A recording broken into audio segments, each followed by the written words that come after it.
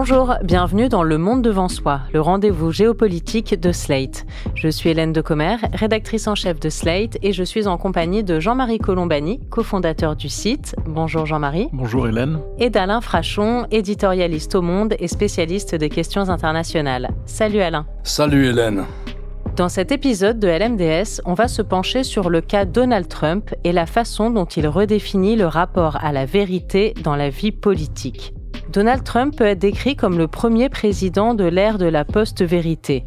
Ses prises de parole sont marquées par des affirmations approximatives, changeantes ou manifestement fausses. Peu lui importe les faits établis, son récit personnel, sa narration à lui prime toujours. Cette psychologie se traduit aussi par des décisions politiques, comme écarter ou limoger toute personne qui conteste sa vision. On en a eu de nombreux exemples récemment sur lesquels nous allons revenir en détail. La question centrale est alors la suivante: comment travailler avec un dirigeant qui nie le réel? Qu'est-ce que ça implique pour les institutions américaines, pour les partenaires internationaux et même pour la crédibilité de la démocratie? Alors Alain, Jean-Marie, c'est un enjeu pour nous aussi, journalistes. Il se trouve que souvent même à ce micro, dans des dossiers qui impliquent le président américain, je vous pose la question, est-ce que Donald Trump va vraiment faire ce qu'il a dit? Ou encore lundi, il a affirmé telle chose, hier il est revenu sur ses paroles, comment est-ce qu'on peut expliquer ce revirement? Et justement, c'est des choses qu'on a bien du mal à expliquer en tant que journaliste. Oui, il faut avouer qu'on est un peu perdu en fait. On est perdu parce que d'abord on est assailli aujourd'hui dans un univers où comptent beaucoup les fake news, et lui baptise du nom de fake news tout ce qui lui est défavorable. Par exemple, si c'est un éditorial du New York Times qui le critique, il va dire c'est de la fake news, ainsi de suite. Donc nous, on est assailli par les fake news et on est un peu dans ce mélange où on a un président américain qui lui aussi se sert de ce concept pour, au fond, semer le trouble. S'agissant de ce qu'il énonce, il est même arrivé au président Macron de corriger en direct ce que disait Donald Trump sans que ça l'affecte outre mesure, parce que de toute façon, après, il fera prévaloir ses propres visions. En plus de cela, il a un univers quand même assez limité en matière d'économie. Il ne connaît que les tarifs, donc la guerre des tarifs. Donc c'est déjà, ça limite le champ, mais en même temps, ça nous conduit à regarder ce qu'il fait à travers le chantage qu'il peut exercer sur ses tarifs. Et sur le plan intérieur, c'est un système qui est de plus en plus autocratique, mais qu'on ne peut pas détacher de ce qui l'entoure ou de ce qui le porte. Et ce qui l'entoure et ce qui le porte, c'est notamment du côté des maîtres du monde d'aujourd'hui, c'est-à-dire ceux qui maîtrisent les technologies et ainsi de suite. Ils sont porteurs quand même d'une idéologie qui est une idéologie plus qu'au-delà de l'ultralibéralisme, et qui porte en germe la défaisance, au fond, des États-providence tels qu'on les connaît, et du peu d'États-providence qu'il y a aussi aux États-Unis.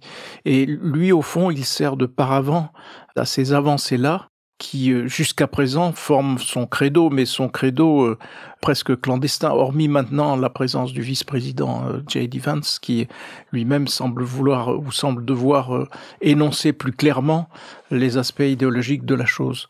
Donc voilà, mais s'agissant des revirements, du fait qu'il ne tient pas compte de la réalité, que c'est une réalité qu'il veut imposer, il faut reconnaître qu'on est perdu. Alain Frachon? On est perdu, et la question qui se pose à nous journalistes, c'est pas tout à fait marginal, c'est faut-il suivre, rapporter, comme nous le faisons, tous les gestes d'un président qui le lendemain peut dire absolument le contraire de ce qu'il a dit le jour même, mais ça fera toujours un bon titre, mais ça fera toujours un bon moment de télévision pour les télévisions en flux continu, mais ça fera toujours un bon moment sur les réseaux sociaux, du buzz, comme on dit en bon français.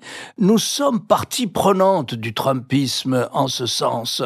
On pourrait considérer que la plupart du temps, ce qu'il dit n'a peu d'intérêt, ne tient pas debout, mais non, c'est le président des États-Unis. C'est le président de la première puissance économique et militaire mondiale.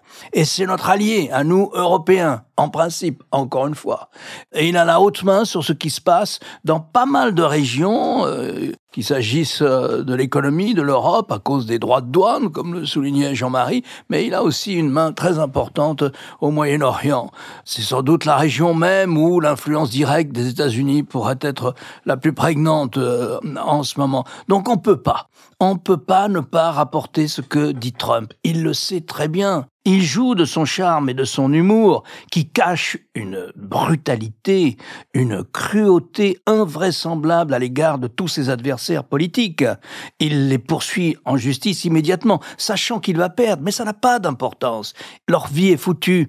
Ils vont dépenser des dizaines de millions de dollars en frais d'avocat. Donc, si vous voulez, le personnage médiatique qu'il s'est créé, qui est assez drôle, qui est assez fantasque, qui n'est pas politiquement correct, qui traite la politique comme on traite un débat sportif à la télévision, eh bien, il nous piège parce qu'on ne peut pas l'ignorer. Et en même temps, il faut bien voir que ce qu'il fait a des conséquences, certes, mais ce qu'il fait est difficile à analyser. On a pu avoir le sentiment qu'il allait vraiment provoquer une rencontre entre Poutine et Zelensky, entre le président russe et le président ukrainien. Mais non, pas du tout. Pas du tout. On a pu penser qu'il allait se mettre d'accord avec Poutine sur un plan pour l'Ukraine. Mais là non plus, pas du tout, non. La conversation dure 4 heures, enlever le temps de traduction, on ne sait pas trop ce qui s'est dit, ou plutôt des platitudes, des politesses, ça serait bien qu'on fasse du commerce, qu'on fasse du business ensemble, etc. Donc voilà, il est difficile à interpréter, on ne peut pas ne pas le suivre, mais on est complice d'une sorte de cirque médiatique que nous impose Donald Trump. La seule réalité qu'il prend en compte, en fait, c'est une réalité, je veux dire, en espèces sonnantes et trébuchantes qui sont liées à ses intérêts propres, à ses intérêts financiers, aux intérêts de sa propre famille. Parce que quand on regarde les choses, l'ensemble de la parentèle de Donald Trump s'enrichit convenablement, même plus que convenablement. C'est un cas unique dans l'histoire des États-Unis depuis 1945, en tout cas, qu'un président sorte de la Maison-Blanche avec une fortune qui a augmenté durant sa présidence. Et ce qu'on aperçoit d'ailleurs dans les relations avec la Russie, c'est à quel point, au fond, ce qui est important pour lui, c'est le rétablissement d'un courant de business avec la Russie, avant toute chose. Alors, il menace, dans les d'ailleurs déclarations qui nous ont donné le tournis, il y a eu cet ultimatum d'un premier temps adressé à Vladimir Poutine s'il n'acceptait pas de discuter de la paix. Et puis, on n'en a plus entendu parler du tout de cet ultimatum. Quand il a reçu Poutine à Anchorage, plus personne ne parlait de cet ultimatum. Et là, aujourd'hui, il dit, si Poutine ne marche pas vers la paix, il va être l'objet d'une vraie guerre économique. C'est un peu là le remake de l'ultimatum. Cette guerre économique, il l'a conduit vis-à-vis des Européens, il ne s'est pas privé de le faire, mais vis-à-vis de la Russie, qu'est-ce que ça va signifier ? En tout cas, on voit bien que la priorité pour lui, c'est de réamorcer un courant de business suffisamment fort entre les États-Unis et la Russie, et entre un certain nombre de grandes sociétés qui lui sont acquises, américaines, qui lui sont acquises, et des sociétés russes. Oui, et c'est vrai que sur le plan international, il y a aussi une vraie difficulté des alliés traditionnels des États-Unis, européens au premier plan. On a commencé à l'amorcer, à travailler avec un président qui a un tel comportement. Dans le dossier russo-ukrainien qui s'est déroulé cet été, Alain Frachon, vous disiez qu'on en a encore eu un exemple, voilà, de quelque chose qu'on attendait, et puis finalement un revirement. Finalement, tout ça se termine dans une sorte de flottement, à tel point que le président de la Finlande a même dit espérer que Trump perde patience dans ce dossier, parce que c'est quand il en a marre qu'il prend des décisions. Donc c'est dire si la résolution d'une guerre tient à la psychologie d'un personnage comme ça ? Absolument. Et c'est quelque chose qu'on sous-estime totalement dans ce conflit entre la Russie et l'Ukraine. Dans cette guerre, vous pouvez sérieusement mettre en doute le fait que Poutine défend les intérêts de son peuple et de sa population et de son pays. 100 000 morts parmi les jeunes Russes, en tout 1 million de morts et blessés parmi les jeunes Russes, une économie qui est exclusivement tournée vers la guerre maintenant, qui est une économie de guerre et qui prend un retard technologique très important par ailleurs, qui est de plus en plus sous la coupe de la Chine. Vous pouvez vraiment douter du fait que la plupart des élites russes économiques, politiques ou militaires sont d'accord avec cette guerre. Mais C'est tout le principe de la dictature et la difficulté que pose une dictature. Personne ne lui dit, le système est bien fermé, bien verrouillé, la propagande, ça marche. Il y a des sondages qui sont assez sérieux, d'ailleurs, qui disent qu'une majorité de la population soutient toujours le président Poutine. Bon, il faut payer les gens de plus en plus cher pour qu'ils s'enrôlent dans l'armée. Mais ils sont payés, ils y vont, et en sortant d'un an d'armée, ils se payent une maison. Donc c'est une armée de mercenaires maintenant, c'est plus des gens qui vont faire la guerre pour sauver la patrie. Non, pas du tout.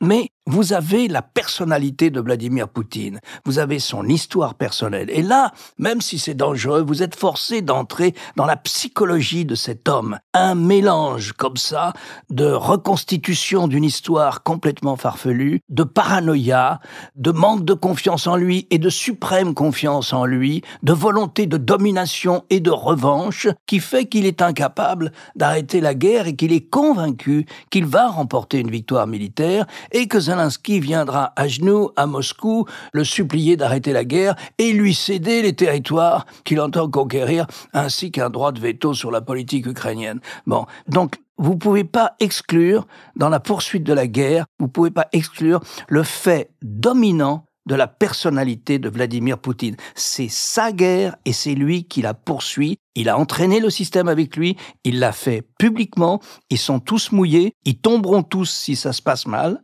Il l'a fait à la télévision, devant l'ensemble du pays.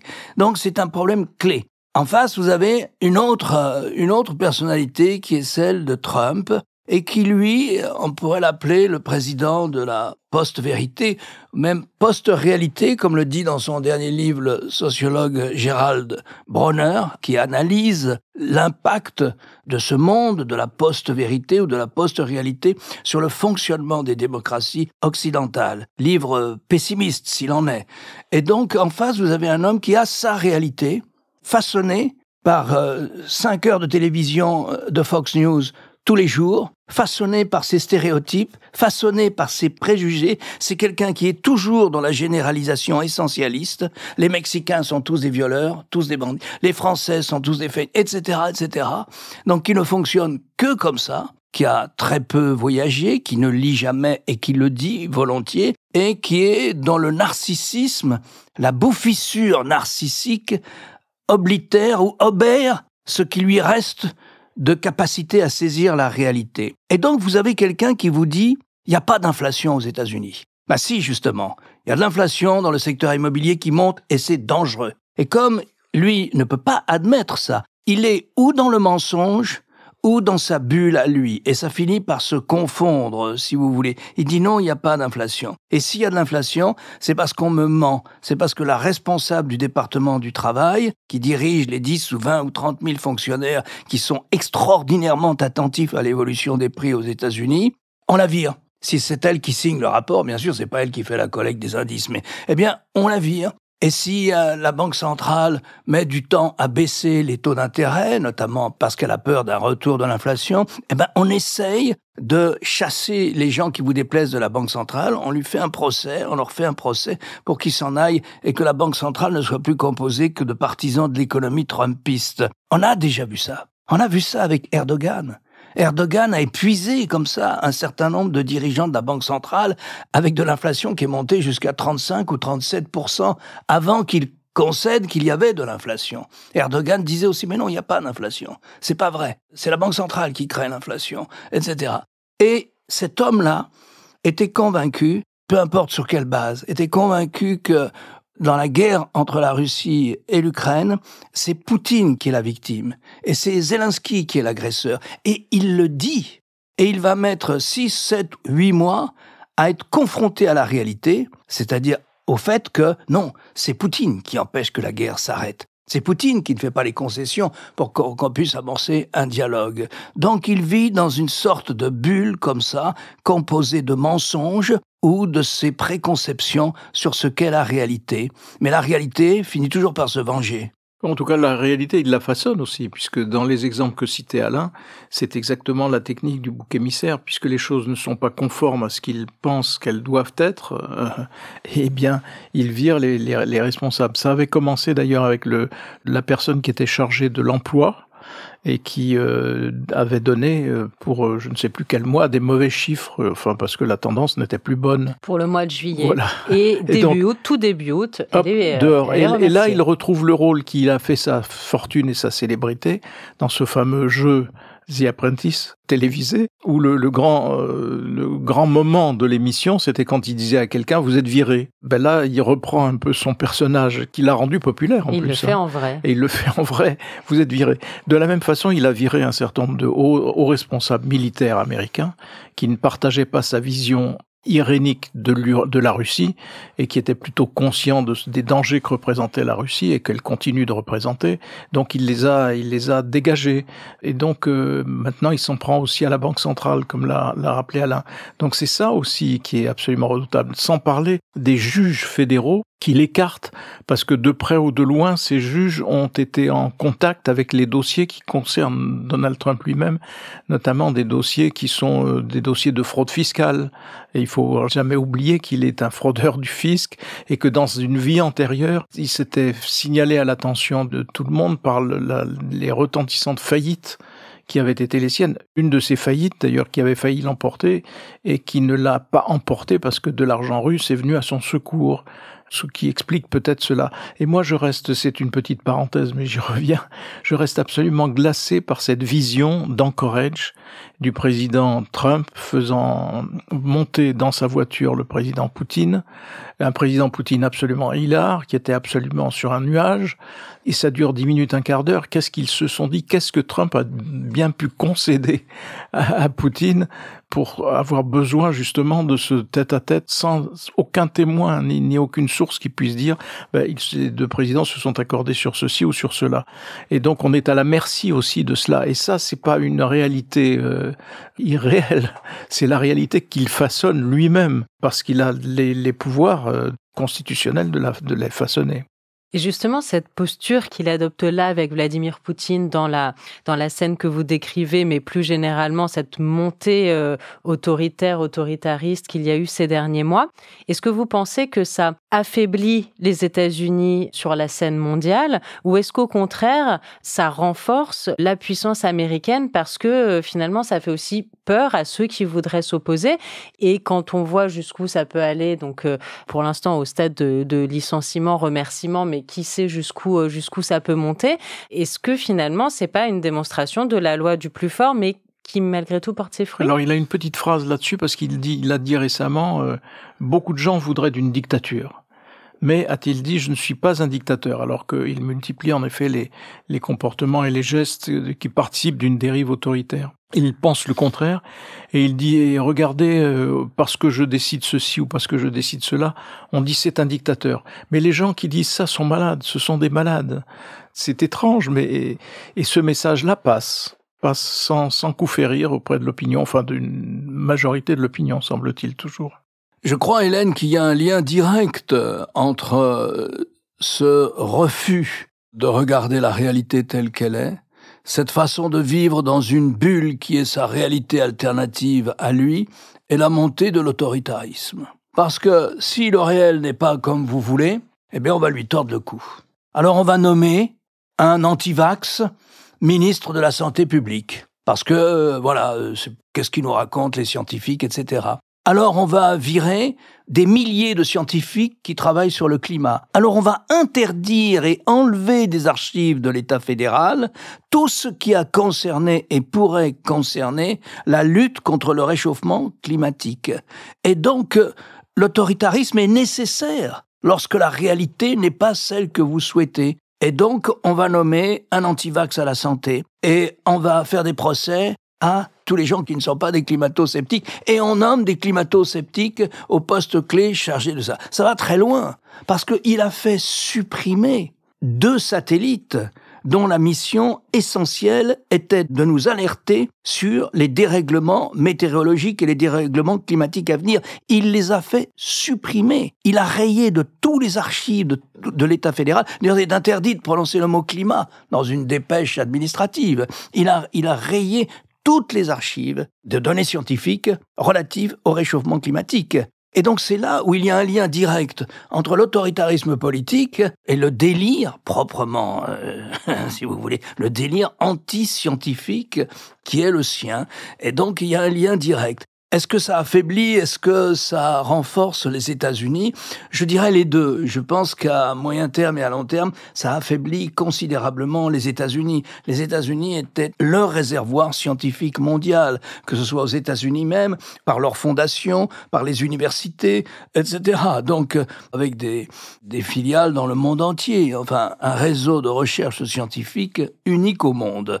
Voilà, il lui a porté un coup. Peut-être pas un coup létal, mais enfin, il lui a porté un coup. En même temps, comme vous le dites, voilà, c'est simple, il nous impose 15% sur tous les produits que nous exportons aux États-Unis, et lui, toutes les productions américaines entrent à 0% sur le territoire de l'Union européenne, 0% ou à peu près. Il laisse filer le dollar, qui doit maintenant, depuis en 6 mois, avoir perdu 10% de sa valeur, évidemment rendant les marchandises américaines plus compétitives pour le moment, à très court terme.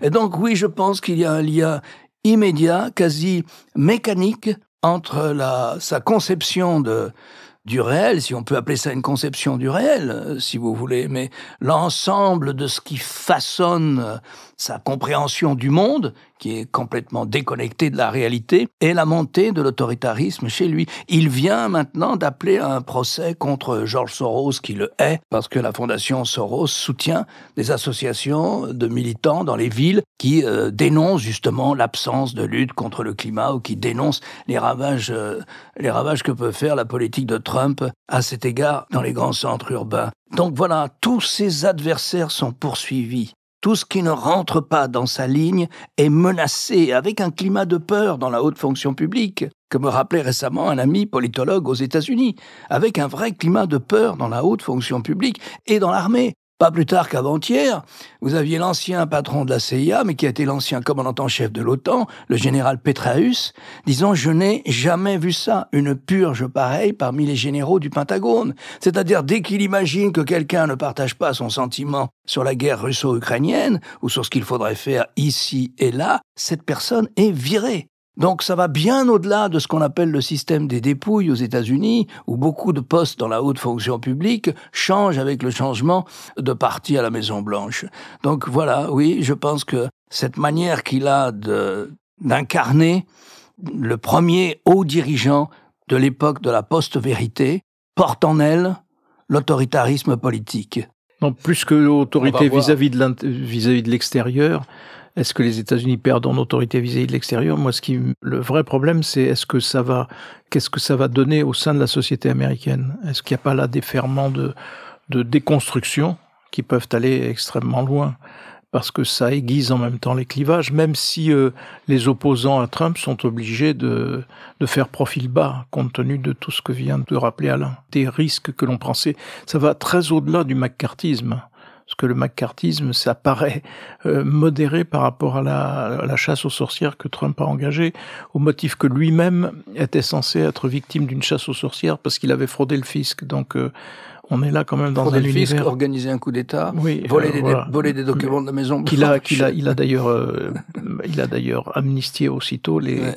Oui, amnistié les 3 000 ou 6 000, voilà, qui avaient participé à l'assaut contre le Capitole. Donc, est-ce qu'à un moment ou à un autre, ça peut dégénérer aux États-Unis et ça peut entraîner dans des clivages beaucoup plus violents et beaucoup plus durs, donc, parce que lui, manifestement, ne reculera devant rien. C'est ça la question pour moi. Merci beaucoup Jean-Marie Colombani, merci à Alain Frachon. On se retrouve très bientôt pour un nouvel épisode du Monde devant soi. Merci Hélène. Merci Hélène. Et la semaine prochaine sera riche sur Slate Audio. Mardi, vous retrouverez le dernier épisode de Mémoire d'un monde. Et mercredi, ce sera la rentrée de New Deal. Le Monde devant soi est un podcast produit par Slate Podcast. Production éditoriale et présentation, Hélène Decomer. Prise de son, montage et réalisation, Aurélie Rodriguez.